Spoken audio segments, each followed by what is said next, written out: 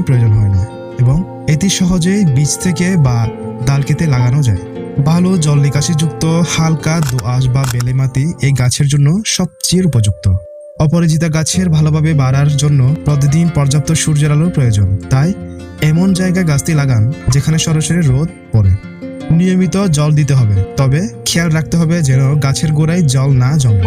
অতিরিক্ত জল গাছের শিকড় পচিয়ে ফেলতে পারে। গাছের ভালো বৃদ্ধি এবং বেশি ফুল ফোটার জন্য মাসের একবার ভার্মিস কম্পোস্ট বা গোবর সার দিতে পারে। তরল সারও ব্যবহার করা যায়। গাছটি লতানোর হওয়ায় এটিকে বেড়ে ওঠার জন্য একটি সাপোর্ট বা মাচা করে দিতে হবে। এছাড়া গাছের ডালপালা ছাঁটা অর্থাৎ প্রুনিং করলে গাছটি আরও ঘন এবং ঝোপালো হবে।